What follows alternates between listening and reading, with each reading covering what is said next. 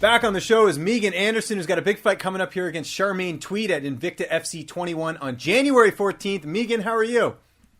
I'm good, thank you. And you?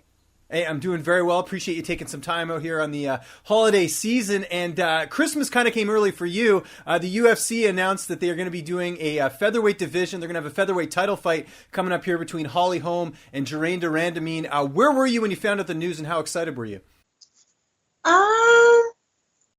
I don't remember. I think I was just like at home and like someone sent me a picture of it. I was like, oh, okay.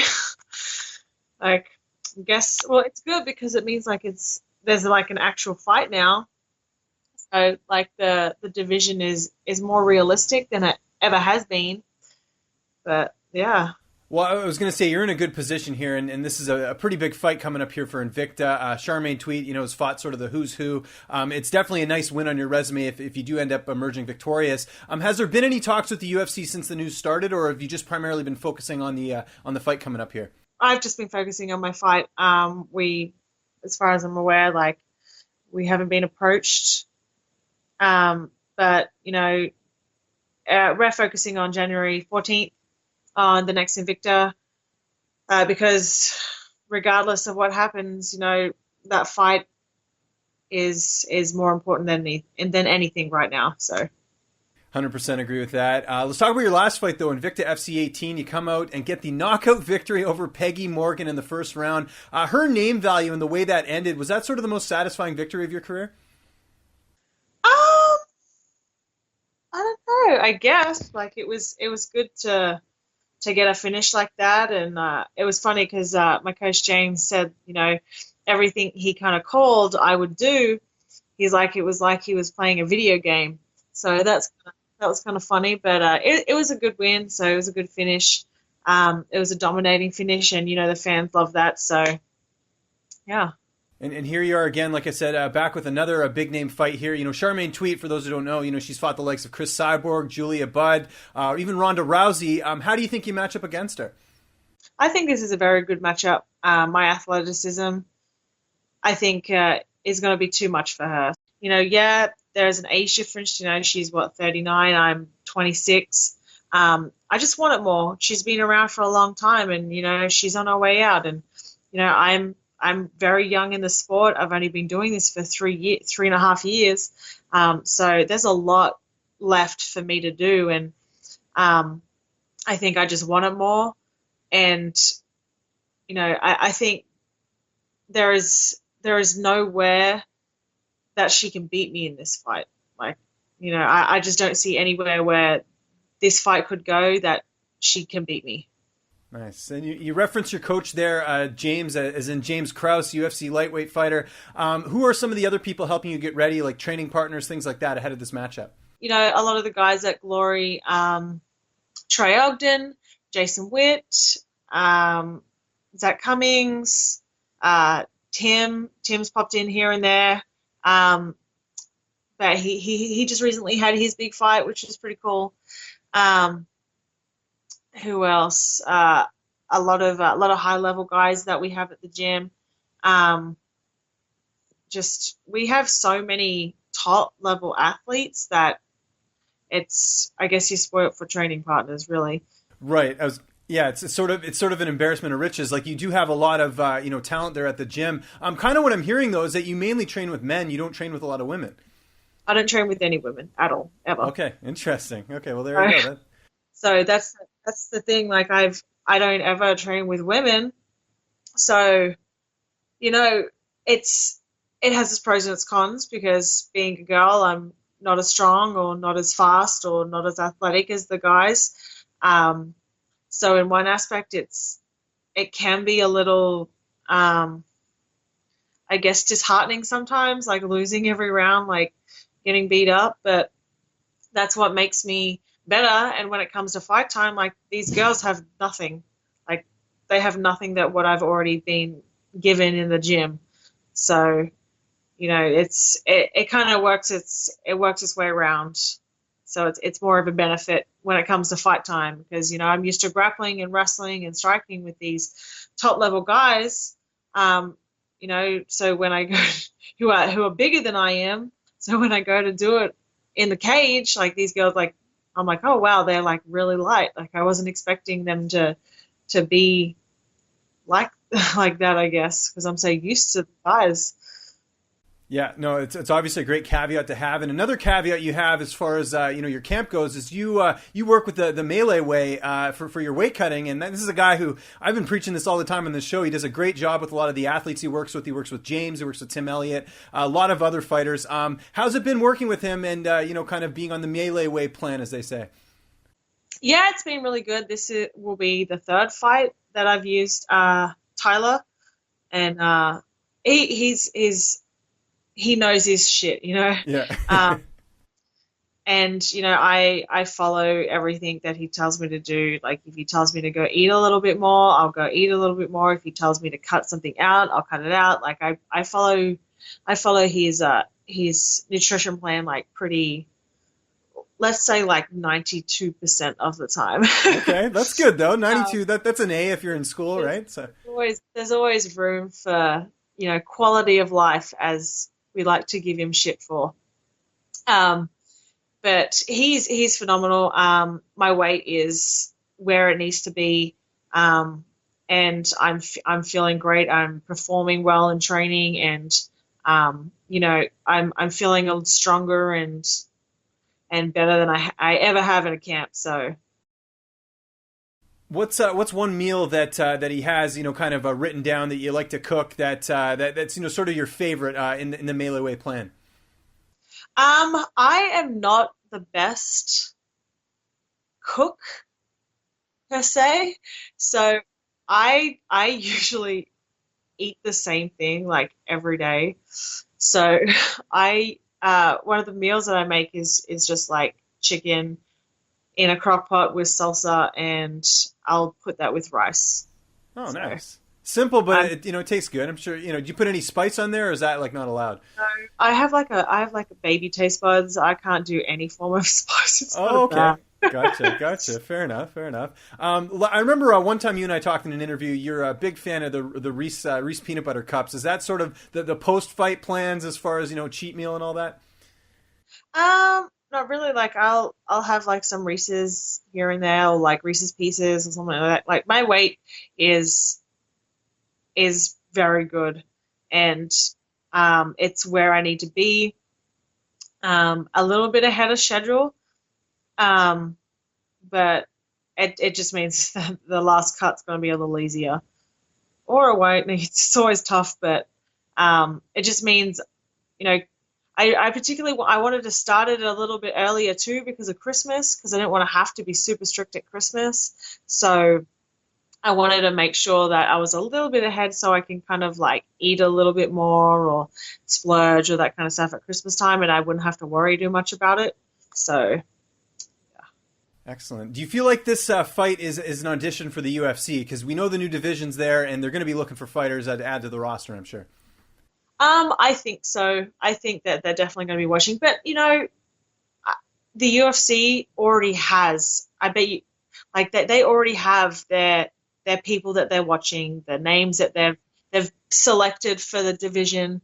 So, like, I guess it's just a matter of showing them why why investing in a 145 division is worth it. Fair enough, but I will say something to your credit. I mean, there aren't a lot of female fighters, even if you look at bantamweight, let's say, they're looking at bantamweights to move up, that are prospects. I mean, you're sort of the one fighter that a lot of people keep circling back to as far as, the next big thing. Do you kind of take that as kind of a good sign? Yeah, it's cool. Like, you're just like nonchalant nice about it, yeah. It's nice, but, I mean, what people think doesn't mean anything. It's winning in the cage, and that's what I'm focused on. And, people can say, oh, you should sign Megan or this person. But in the end, it doesn't really matter what those people think, because, you still have to win. You still have to perform.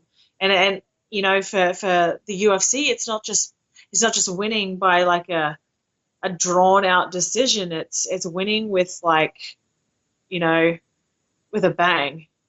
Dana White, he always loves to say he loves exciting fights. He loves big finishes. all that kind of stuff. It doesn't put any pressure, but that's the stuff that the fans want too. So I'm always going to look for the finish in my fights, and I'm going to, throw 100% up into every punch. So, I just try to perform better than I did in my last fight and become a better martial artist in the process. January 14th. I got to get a prediction. How do you see this fight ending? I see it with a finish. Do you feel like it's going to be early, late? Like, do you see it kind of similarly to the Peggy Morgan fight in some ways? I feel like she's slightly more durable, slightly better than Peggy in certain ways. So I feel like she might hang around for a little bit, but eventually they all crack. So I see it as a somewhat early finish. One more thing kind of on the UFC featherweight division. Cris Cyborg is not fighting for the title. A lot of people think it's kind of, pointless at this point because of the fact that Cyborg's, been so dominant for so long. What were your thoughts when, they didn't end up putting her in the title fight? I'm not surprised that happened. I have a lot of respect for Cris, and I respect what she's done for the sport and for women in mixed martial arts. But, she got what she wanted, and then she didn't want it. I understand, she was given 2 fights, I think, that they offered her for the belt, and she said no. And apparently it was because she had health issues, which is fine. I completely understand that. I said, but you can't complain if they're going to move on without you, They gave her plenty of opportunity. 10 weeks is more than enough time to make weight. And if she's not healthy, I get it. And she asked for an extra 30 days. But seriously, what is 30 days? Like, if you're not healthy, then 30 days really isn't enough. So, and she just posted a video deadlifting, 300 pounds? I saw that. That was a little strange. I was looking at that. I was like, really? Like, if your body's not healthy, you're not deadlifting 300 pounds. There's just a lot of things that don't add up, and I don't really know the full story, and I don't know, but I think, regardless, she made the wrong decision turning those fights down. And, she's been asking for a 45 division for a long time, and they finally did it. And, I'm not surprised that they went on without her. And, I think it's going to be interesting how it pans out with her and them, because, she also is not really in a position. She doesn't pull in the numbers, all that kind of stuff. Or she doesn't have the draw that Ronda and McGregor do.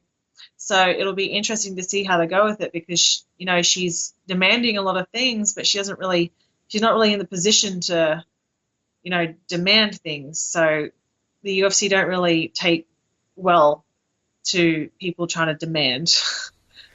Do you see yourself ever matching up against her? Like, is that a fight you've already kind of mapped out just in case it does happen and, you're sort of prepared for it? Oh, yeah. Every fight I go in as if I train as if I'll be fighting Cris Cyborg, every 145 I should. But, and I'm sure that fight will happen down the line, or it might not. Like, if she's, if I end up in the UFC and she does not, there are so many things that could happen in the space of a week or a month. And you know what, she's been dominant for so long, and maybe these weight cuts aren't good for her anymore. Even I feel like 145, she's even, Dolce come out and said when he first started working with her, she was 165 pounds walking around. Now, a year later, she's walking around 175, I feel like she's not really making smart decisions outside of camps. And I think that's taking a toll on her body. And, we're all not getting any younger. And I think it's affecting her to the point where, maybe for her own health, she not fight anymore. But, if she continues to and decides that that's what she wants to do, and she does, go on to continue fighting, then, I would love the opportunity to fight her down the line, and when that fight happens, and I'm sure there's a plan. If I keep winning and she keeps performing, I'm sure that'll happen eventually. But no one really can really put like a time frame on it, because the matchmakers have their little boards going around everywhere, going, I want this person to fight here. They have paths and all that kind of shit. Like, so and I always get annoyed when people go, oh, you should fight Cyborg. And I'm like, I've had like 9 fights. She's had like 20. And that's what I think Invicta kind of struggled with, is because they were giving her girls who had had like 5 or 6 fights with no experience against someone who's had like 15 to 20 fights. Like, it's a bit of a mismatch, and I think they want to build people so they have that similar experience, because otherwise it's just feeding people to her. Right. Yeah, certainly interesting to see what's going to happen with her. My last question here for you is the holiday season's coming up here. What are your plans for Christmas, and is there any plans to ever go back to Australia and see your family? I do want to go back and see my family. I wanted to go this Christmas, but I was fighting in January, so I wasn't able to, and so I'll probably go home sometime next year, hopefully. Christmas, I don't really celebrate Christmas. I'm not really with my family, so it's something that we would celebrate together, but being away from them, it's not really right. much to do. Doesn't exactly work. Yeah, it's difficult. I hear you.